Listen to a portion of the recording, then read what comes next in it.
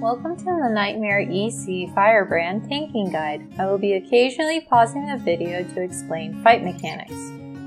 When you leap to Firebrand, make sure you're between 3 and 4 meters away from the boss. If you are too close to the boss, he will do a frontal knockback, which can knock you off the tank. Firebrand does have a cleave attack, so I angle him slightly outward to prevent damaging the raid. Here, the tank who is on Storm taunts Firebrand off during double destruction.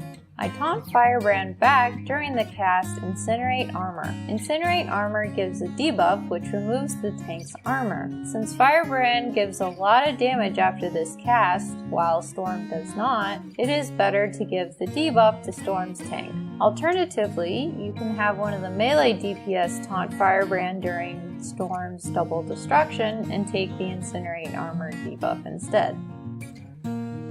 Defensive systems are beginning. During this phase, Trandoshans will spawn a shield. You need to get under the shield if you want to survive this phase. The adds will spawn in front, behind, or to the side of Firebrand. Use your minimap to see where the adds are spawning so that you can move to that side of the tank and get knocked into the shield. The Trandoshan that is closest to the shield and in fact bends down to spawn the shield has a red buff. When this Trandoshan dies, it will explode, hurting anyone within melee range of it. It is important to push or pull this Trandoshan out of the shield, but not too far, or else the DPS might not be able to hit it. The Trandoshan's explosion will hurt group members near it, but will also kill the shield if the shield is in range. If the shield dies, your group will start taking massive damage and will most likely die. Your personal damage can also damage the shield. Since the shield has very little health, it is best not to use any AoE abilities near it. When Firebrand's Mortar Volley cast is done, you can jump back on the tank and begin tanking fire again. The transition from defensive systems to getting back on Firebrand can be painful, so feel free to use cooldowns during this time.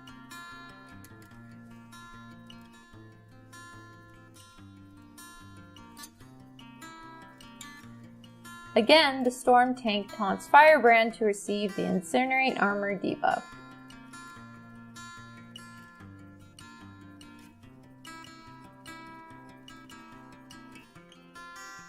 This time, the Trandoshans are in the back of the tank. I run to the back of Firebrand so that I can get knocked into the shield.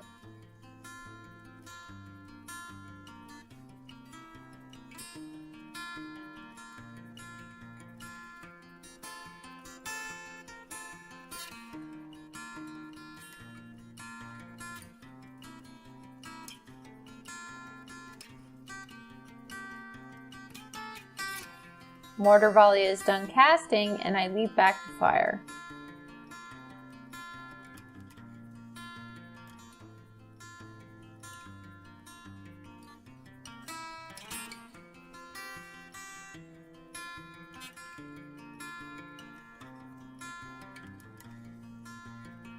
The Storm tank taunts Firebrand, and I taunt back during Incinerate Armor. The adds are once again in the back. I run to the rear of Firebrand so I can get knocked near the shield.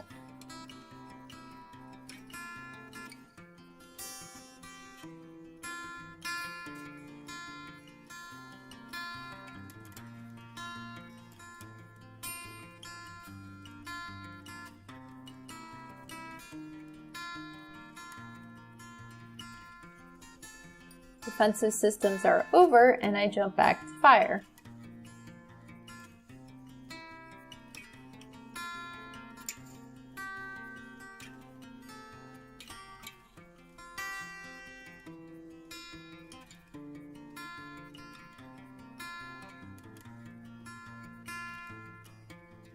Storm's tank taunts to get the debuff, and I take fire back during Incinerate Armor.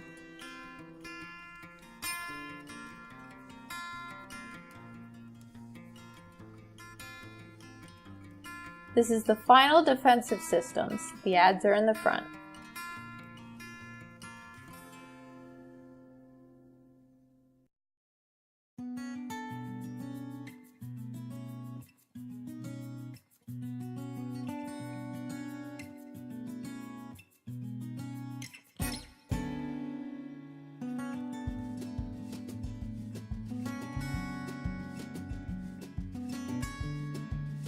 Now the melee DPS jump to Storm, and I am the only one left on fire.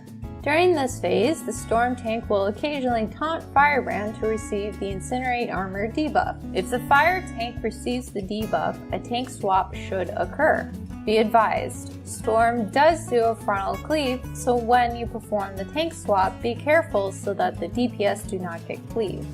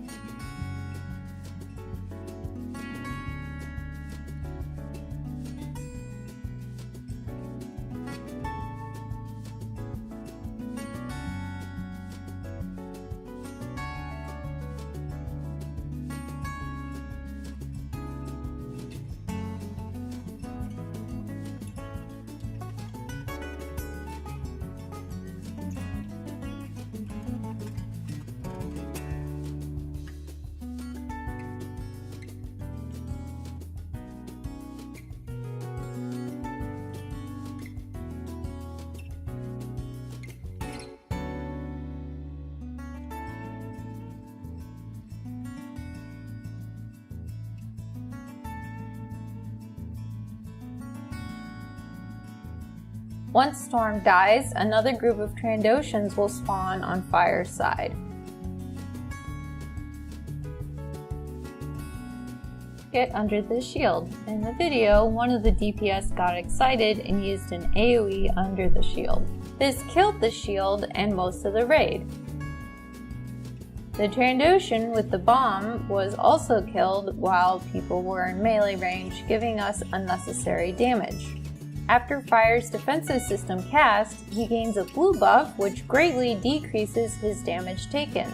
If the shield is up, you should stand under the shield, kill the Trandoshans, and then use your ranged abilities to attack Fire. However, since the shield and adds are dead, I jump onto Fire, pop some cooldowns, and attack it.